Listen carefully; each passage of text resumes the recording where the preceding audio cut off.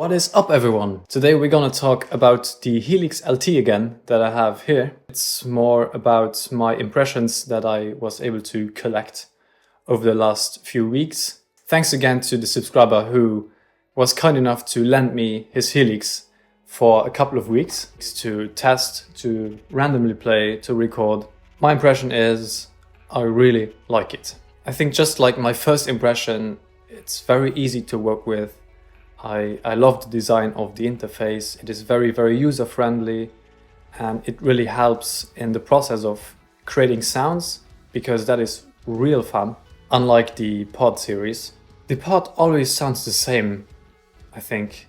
And with the Helix, you can really create individual and unique sounds. The effects are very high quality. They allow you to go for a tone that you hear in your head, and it's really easy to transfer that into the Helix. The ability to load your own cap impulses into the Helix, I think that's what makes the deal here. I learned that I think 60% of the tone is the cap, and having the possibility to load in whatever cap impulse you want into the Helix, take it with you to a gig, to a jam session, to the studio, wherever you like. That is, in my eyes, the biggest advantage of the Helix. And besides of that, I think the amp simulations are very good. I think the improvement in metal tones is not that remarkable than the improvement in terms of crunch tones, in terms of clean tones. Those sounds that really rely on natural organic sounds. I realized that the Pod series just completely sucks ass when it comes to that compared to the Helix now. You actually can't compare them. It's a new generation of modeling. So, of course, the Helix is better. Okay, no, but on the other hand, there's one thing that is really bad, and that is the noise gate in the Helix. I fucking hate that noise gate. It's useless. It's genuinely useless. To get a somewhat good noise reduction and tight gating, you have to use 2 noise gates, just like I said in the first impression video. So if you want a tight tone, put a noise gate as your first element in the chain, and then after your overdrive, put another there, because otherwise, or just use a real noise gate. Yeah, as I already mentioned, I really love the design of it. Dialing in tones on the Pod was easy, and I think doing that on the Helix is even easier. Just like for the Pod, you have an edit software for the Helix as well. So I think why not take a quick look at that. And I'm going to show you how to dial in a quick tone, and I'm going to show you how you load third-party cap impulses into your Helix. So let's do that right away. Okay, so here we are at my iMac, and I've opened the Helix editing software. So the Helix is connected via USB to the computer. Just have an empty preset here. And I'm going to show you very quickly how you can build a tone while just sitting at the computer. The Helix is right next to me on the floor. It would be just uncomfortable to, bow down and tweak your sound and then play guitar again. This is practical. Let's go for a metal tone. So you can actually choose amp plus cab, or just amp and then cab, and treat everything individually. Let's say we just go for a combination. Let's take the arch type. I really like that amp.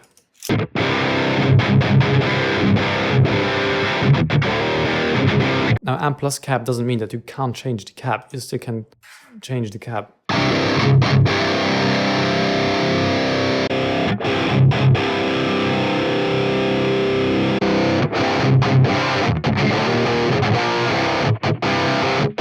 And then let's put an overdrive in front of that. I really like the stupor overdrive. Drive all the way down, level all the way up. And I really like the high-end bite that this one gives you.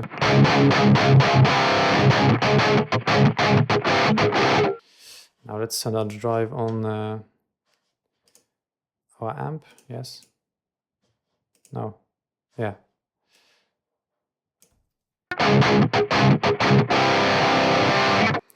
Not really a fan of that cab though.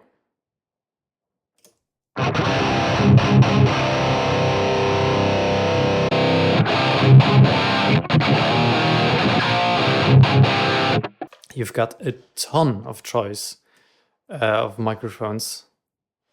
I mean, it's crazy.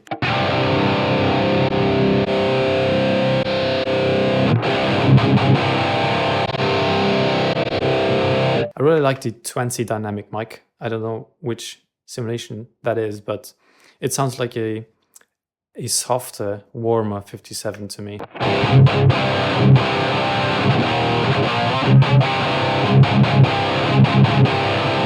Depending on the amp sim that you're using, you have stuff like sag, hum, and ripple, which allow you to like shape the tone exactly how you want it.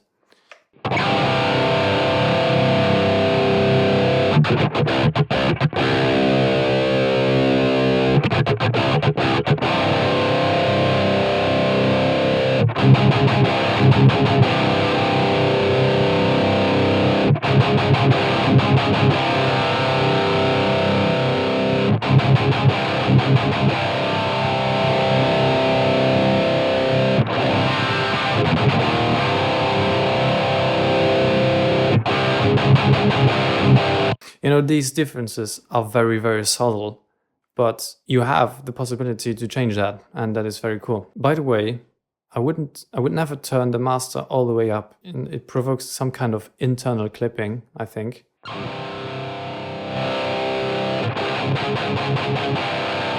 And the amp just sounds overloaded in my ears.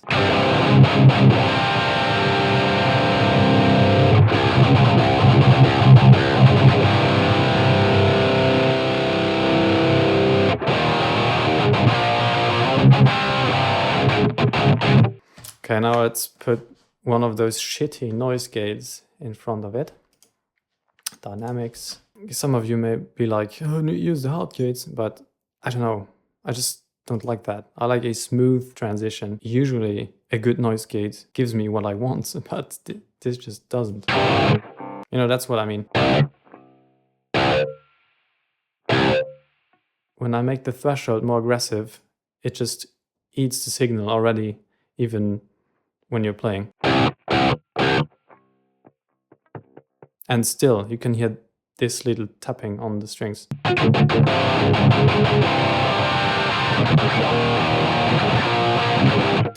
Anyway, I'm not here to rage about the noise gate. Yeah, that's for building up tones. You know, you can let's put an effect behind that. Chorus, because everyone loves chorus.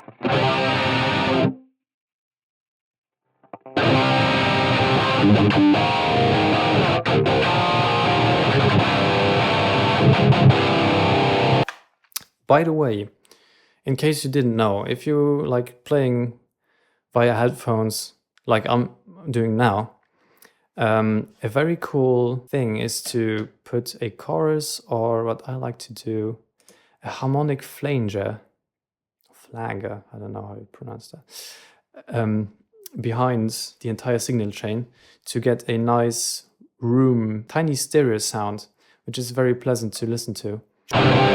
Of course, this is too much. It has to be subtle. So let's take down the rates with manual, enhance, we don't need that, spread, and now let's take the mix all the way down and blend it in.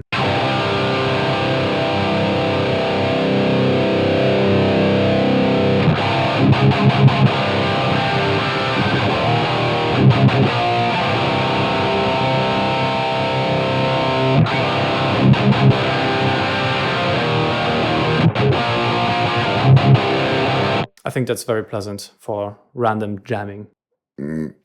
Okay, now let's say you want to use a cap impulse that is not in the Helix, but a third-party cap impulse. You need to select an amp only. So let's take our archetype lead again. And of course, it sounds really nasty because there's no cap. So then you choose impulse response. And I already have a small selection of impulse responses here. And let's say you want to import one, you go to here, impulses, and then just click, you know, a slot and then say import, and go to the downloads. And I recently bought the Buddha 4x12 from Rosen Digital. So you just select your wave, or let's say the 3 waves, for instance, importing. Okay, and now the impulses are on your Helix, and you can disconnect the Helix, and the impulses are on the Helix and still usable. So let's choose the 16, the Buddha.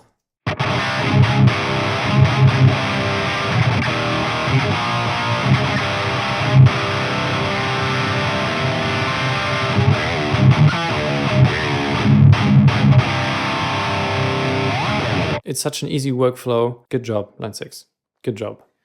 I see no f***ing sense whatsoever in spending 600 more euros for the big brother of the LT, either floor or rack version, because I'm not missing anything on the LT. Not even those stupid screens over the preset switches that tell you exactly what preset you have when you're too stupid to remember. I don't know, and having 8 switches instead of 10 is totally fine for me, because I only had 8 on the...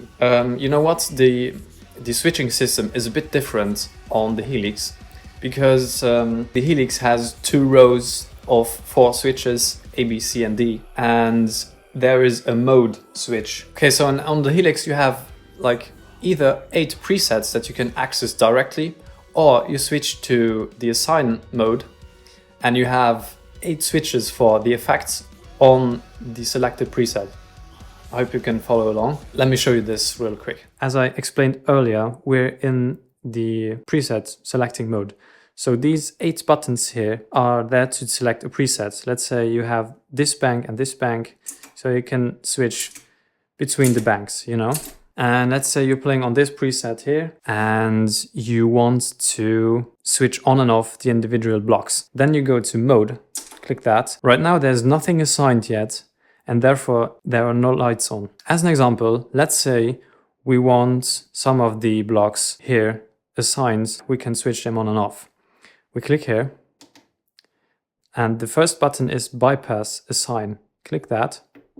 Then you can choose the foot switch that you would like to assign. Let's say just the first one, and it lights up. And now the cool thing is about design that I told you earlier, it lights up in the color of the type block that it is. In this case, a distortion, which is orange. So it lights up orange. Let's say, okay, we want that, save. Now it's on the overdrive. Now it's off. And it's still, I don't know if you can see that, but it's still on, but the light is dimmed. We have the modulation, a harmonic flanger that we want to assign here, or let's say here. Click again, bypass assign, and that's the third or fourth, number 4. Yeah, there we go, on and off in blue color. And let's say we want the reverb too. Bam, bam, bam. And that's it. Took 1 second to assign that. What you can do is you can do a controller assign, which means, for instance, for the reverb, you can adjust a parameter with a foot switch, pre-delay, low cut, high cut, mix, whatever. I mean, okay, now it's too much to go into detail of everything. I mean, there's still a user's manual that comes with the Helix, so don't worry. Yeah, this was just to give you an idea how it looks like. You know, imagine you are on a dark stage and you can exactly see where your effects are because of the colors. And let's say you want to switch again to another preset, you just go to mode and then here. And the thing is, I don't know why you would need the screens that tell you which preset it is, because, sorry, click view and then you see them. Easy as that. Couldn't be easier. And if you go to mode, you can see your effects that are now off and on.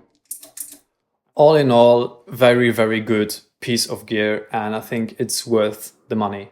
The LT is definitely worth the money. I can totally see me using it for home recording, even live, and for rehearsals, if I was in the case of rehearsing every week or so. Just imagine playing a gig with a decent PA, and the only thing you bring along is a guitar case with your guitar, some cables and a Helix. And that's your full rig, and it's going to crush everything. Now, before you go ahead and comment, well, I want some presets, I want some other presets, please be patient for a couple of weeks' time. It's gonna be worth it. What I'm going to do for you is an advent calendar with presets for the Helix and the HD500. So starting from December 1st until the 24th, every day there is going to be a video and a new preset, either for the Helix or for the HD500. 12 presets for each. 4 metal presets, metal tone presets, 4 crunch or lead presets, and 4 clean or random effect presets for each of the units. So yeah, I hope you enjoyed this video, and I hope it was helpful for you to get a little overview over the Helix LT. In case you are thinking about buying one, I would definitely say yes, go for it. If you need those extra in and outs, go spend those 600 more euros. I'm fine with that.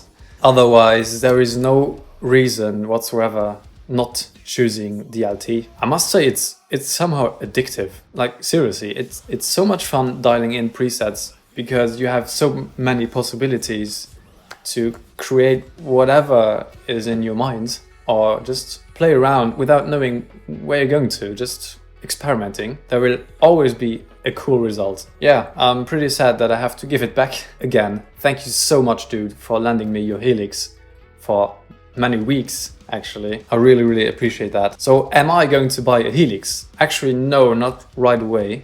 Not right now, because I'm still looking around to other stuff, you know? Also, the fact that I'm not rehearsing or playing any gigs right now is just keeping me off spending that money, because right now, for demoing, my plugins on the computer are totally sufficient. And I am keeping an eye on the Moa GE200, which is also a floor effects preamp guitar unit. Sorry. Maybe you've heard of that, maybe not.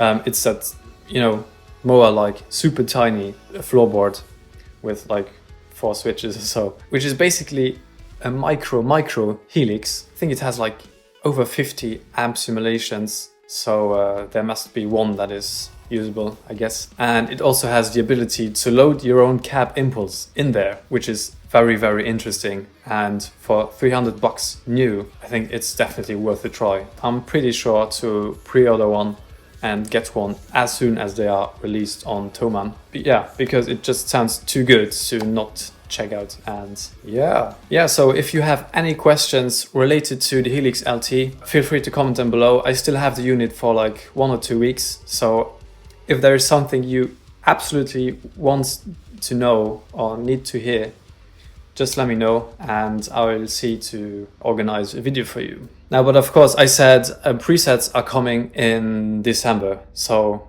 don't worry for that. Yeah, thanks again for watching. Now it's the end of the video. Take care, and I will see you next time.